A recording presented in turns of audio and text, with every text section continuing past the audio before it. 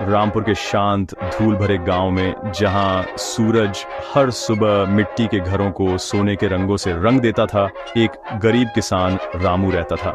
उसकी दुनिया छोटी थी लेकिन उसका दिल बहुत बड़ा था और उसके बीच में उसका इकलौता बेटा मुन्ना था। रामू की पत्नी मुन्ना के बचपन में ही गुजर गई थी, जिससे उसे अकेले ही बच्चे को पालना पड़ा। वह अपनी पूरी पीढ़ी का भविष्य मुन्ना की मासूम आंखों में देखता था। हर दिन रामू सुबह से शाम तक गांव के जमींदार के खेतों में काम करता था। उसके हाथ खड़े और पीठ दर्द करती थी, लेकिन उसकी हिम्मत कभी नहीं टूटी। वह अपने लिए नहीं बल्कि अपने बेटे के लिए जो सपना देखता था उसके लिए काम करता था। मुन्ना के लिए उसका प्यार एक शांत गहरा बल था जो उसके हर काम को राह दिखाता था। जब दूसरे गांव वाले अपनी थोड़ी बहुत कमाई छोटी मोटी सुख सुविधाओं पर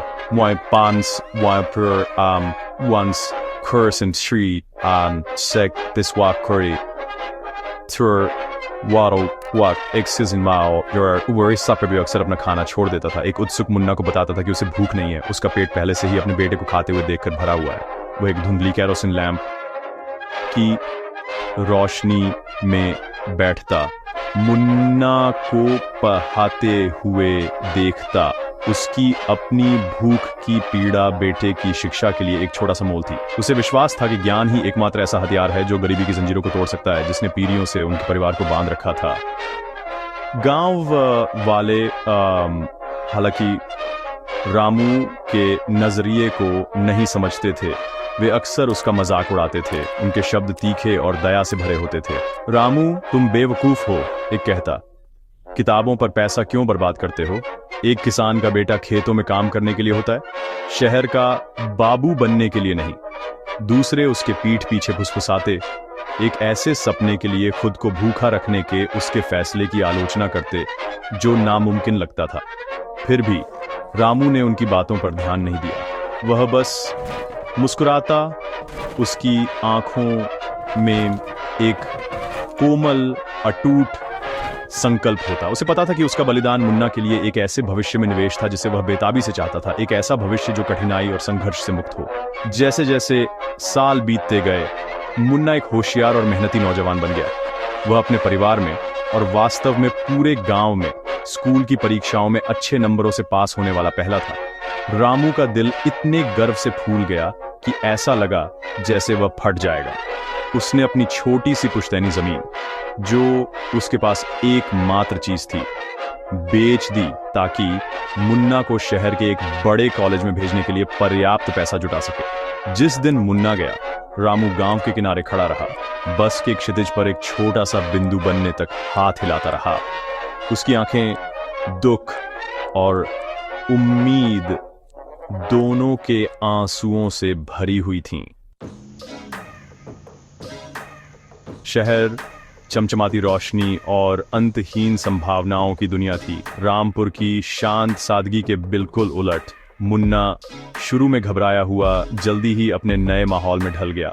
उसने अपनी पढ़ाई में शानदार प्रदर्शन किया। उसकी तेज बुद्धि और कड़ी मेहनत ने उसे स्कॉलरशिप दिलाई और बाद में एक बड़ी कंपनी में एक अच्छी सैलरी वाली नौकरी भी। शहर की तेज रफ्तार वाली जीवन शैली उसे बदलने लगी। उसने अपने साधारण गांव के कपड़ों को महंगी सूटों से बदल दिया, अपने विनम्र स्वभाव को एक आत्मविश्वास भरे लगभग घमंडी अंदाज में बदल दिया। अपने पिता के बलिदानों और अपने गांव की धूल भरी गलियों की यादें धूमिल होने लगीं। उनकी जगह कॉर्पोरेट सीढ़ी पर ऊपर चढ़ने की महत्वाकांक्षा ने ले ली। रामपुर में रामू इंतजार करता रहा। उसके दिन अब अपने बेटे से एक चिट्ठी या फोन कॉल के इंतजार में बीतते थे। वह अक्सर गांव के इकलौते टेलीफोन बूथ पर घंटों बैठा रहता, उम्मीद करता कि घंटी बजेगी। वह हर किसी को अपने बेटे की सफलता के बारे में बताता। उसकी आवाज गर्व से भरी होती थी। मेरा मुन्ना अब एक बड़ा अफसर है, वह कहता। उसका थका हुआ शरीर हर शेखी के साथ थोड़ा हल्का महसूस करता। उसने अपने बेटे को आराम और खुशी भरी जिंदगी जीते हुए सोचा और यही सोच उसे बनाए रखने के लिए काफी थी। उसने कभी यह नहीं सोचा कि उनके बीच की दूरी सिर्फ मीलों में ही नहीं बल्कि भावनाओं में भी बेयार रही थी।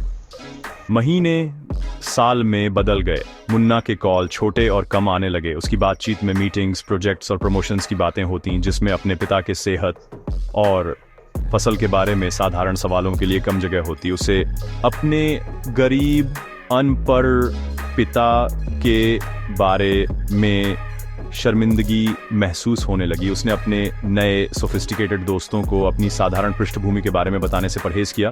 वह बेटा जो कभी रामू के जीवन का केंद्र था, अब उसने अपने पिता को अपने जीवन के किनारे पर धकेल दिया था। शहर ने मुन्ना को वह सब कुछ दिया था जो उसने कभी चाहा था, लेकिन उसने कुछ कीमती चीज भी चुरा ली थी, उसकी कृतज्ञता।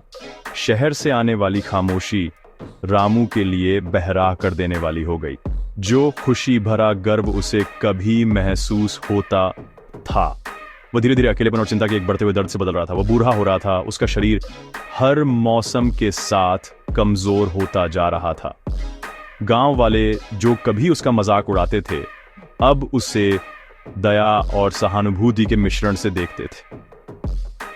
तुम्हारे बेटे ने तुम्हें भुला दिया है बूढ़े, वे कहते, द्वेष से नहीं बल्कि दुनिया के तरीकों की एक दुखद स्वीकृति के साथ। रामू मुन्ना का बचाव करता, उसकी खामोशी के लिए बहाने बनाता, लेकिन अंदर ही अंदर उसके दिल में संदेह का एक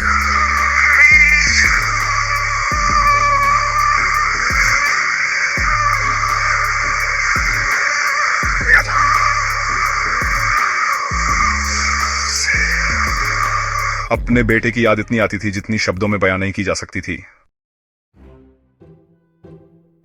एक दिन अब और जुदाई बर्दाश्त न कर पाने पर रामू ने अपने बेटे से मिलने का फैसला किया। उसने एक छोटी सी पोटली में कुछ घर की बनी मिठाइयां पैक की और अपने एसबीयू से साफ, हालांकि फटे पुराने कपड़े पहने। एक साथ ही गांव वाले की मदद से वह शहर के लिए एक बस में सवार हुआ। उसका दिल उत्साह और दोनों से फड़फड़ा रहा था। लंबी और कठिन यात्रा ने भी उसके हौसले को कम नहीं किया। उसने मुन्ना के चेहरे पर आश्चर्य और खुशी का भाव सोचा जब वह उसे देखेगा। उसने एक गर्मजोशी भरी गले मिलने की कल्पना की, लंबी बातचीत और अंत में उस जीवन को देखने का मौका जो उसके बलिदानों ने उसके प्यारे बेटे के लिए बनाया था। जब रामू आखिर उस चमचमाती आधुनिक इमारत तक पहुंचा जहां मुन्ना काम करता था, तो उसे ऐसा लगा जैसे वह किसी दूसरे ग्रह का आगंतुक हो। वह हिचकिचाते हुए प्रवेश पर खड़ा था। उसके साधारण गांव के कपड़े से गुजरने वाले लोगों की जिज्ञासु और घृणित नजरें आकर्षित हो रही थीं। हिम्मत जुटाने के बाद उसने सुरक्षा गार्ड से मुन्ना के बारे में पूछा। जब मुन्ना को नीचे बुलाया गया तो उसके चेहरे पर खुशी नहीं चमकी, इसके बजाय उसके चेहरे पर झुंझलाहट और शर्मिंदगी की परछाई पड़ी। उसने अपने प्यारे पिता को नहीं देखा बल्कि एक गरीब बूढ़े गांव वाले को देखा जो अपने साधारण अतीत को अपने सोफिस्टिकेटेड सहकर्मियों के सामने उजागर करने की धमकी दे रहा था। आप यहाँ पर, आपने मुझे बताया क्यों नहीं? मुन्ना के शब्द ठंडे और दूर के थे। उसने अपने पिता को मुख्य लॉबी से जल्दी से दूर ले गया। उसकी आंखें घबराहट में इधर उधर घूम रही थीं।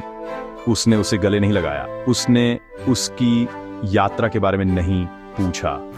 इसके बजाय वह उसे पास के एक छोटे सस्ते होटल में ले गया, यह समझाते हुए कि उसका अपना अपार्टमेंट बहुत छोटा था और उसके महत्वपूर्ण मेहमान आने वाले थे। रामू का दिल डूब गया। जिस गर्मजोशी भरे स्वागत का उसने सपना देखा था, उसकी जगह एक ठंडी अस्वीकृति ने ले ली। उसने अपने बेटे की आंखों में शर्म देखी और उस एक दर्दनाक पल में सब कुछ समझ गया।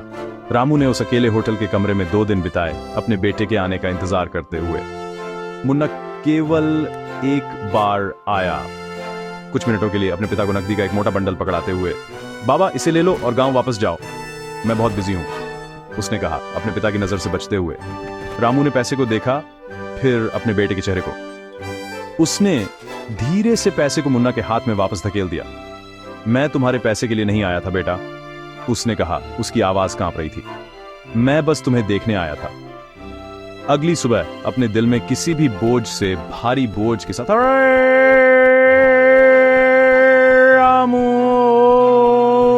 रामपुर वापस जाने वाली बस में सवार हो गया, शहर और अपने बेटे को पीछे छोड़ते हुए।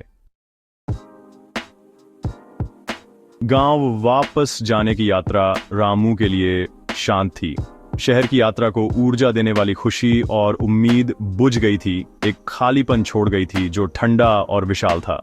उसने खिड़की से बाहर देखा, लेकिन उसे गुजरते हुए खेत या डूबता सूरज नहीं दिखा। उसे केवल अपने बेटे का चेहरा दिखा, एक ऐसा चेहरा जिसने उसे एक अजनबी की तरह देखा। उसने अपने पूरे जीवन को उस बेटे को सफल होते देखने के लिए दिया था, केवल यह महसूस करने के लिए कि उसकी सफलता में उसने उस बेटे को खो दिया जिसे वह प्यार करता था। जब वह रामपुर पहुंचा तो वह एक बदला हुआ इंसान था। उसकी आंखों में चमक जा चुकी थी। उसकी जगह एक गहरा अनकहा दुख था। उसकी सेहत, जो पहले से ही कमजोर थी, तेजी से बिगड़ गई। उसने अपने बेटे की उपलब्धियों के बारे में बात करना बंद कर दिया। वह अपने छोटे से झोपड़े के बरामदे में चुपचाप बैठकर दिन बिताता था। उसकी नजर गांव से बाहर जाने वाले रास्ते पर टिकी रहती थी, मानो वह अभी भी किसी ऐसे व्यक्ति का इंतजार कर रहा हो जो कभी नहीं आएगा। गांव वालों ने उसे सांत्वना देने की कोशिश की, लेकिन उसकी हिम्मत टूट चुकी थी। शहर में उसने जो शर्म और अस्वीकृति महसूस की थी, उसने किसी भी शारीरिक बीमारी से कहीं ज्यादा गहरा घाव दिया था। कुछ हफ्तों बाद रामू अपनी नींद में शांति से गुजर गया।